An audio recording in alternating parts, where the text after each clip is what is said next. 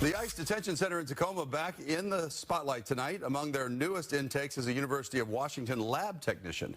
Good evening and thanks for joining us for the news at 10. I'm David Rose. And I'm Sibera Rayford. Llewellyn Dixon is a green card holder who lives in Pierce County.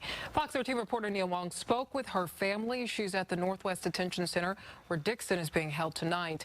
Nia, when was she detained? Well, Dixon was detained coming home from the Philippines last month. She immigrated to the United States more than 50 years ago as a teenager. And as of tonight, she's been locked up here in Tacoma for nearly a month. A family trip back from the Philippines has been longer than expected since Llewellyn Dixon landed at SeaTac Airport in February. She's been here over 50 plus years. Like, you would think that being a permanent resident is protected. Lonnie Madriaga is Llewellyn Dixon's niece, who spoke with us from her home in Hawaii just hours after speaking with Dixon at ICE. We were never provided any information why she was there. She says her aunt never had an issue traveling in and out of America until returning from a vacation in Turkey last year, when a leftover ham sandwich triggered authorities. She forgot it in her bag.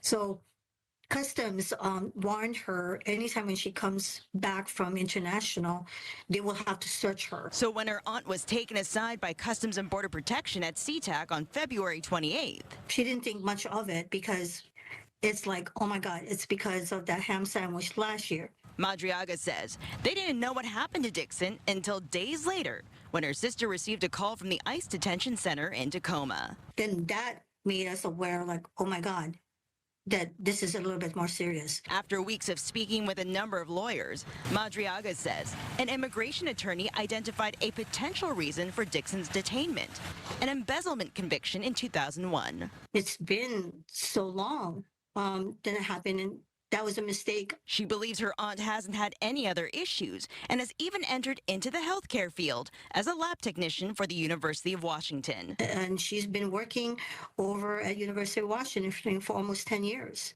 I don't think her job would be protected. So that was our biggest worry. Madriaga says Dixon was only a teen when she immigrated to America back in the 1970s, watching over Madriaga and her sister, who were only 8 and 7 years old at the time. She promised my mom that she'll always take care of us. So especially me and my sister. And she kept that promise, even to now. Now Madriaga and her family are doing what they can to rescue their maternal figure, who spent decades watching over their family. My aunt would do anything for others.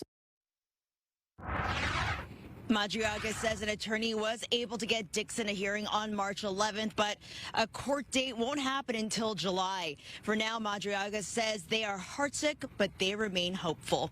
Live in Tacoma, Nia Wong, Fox 13 News.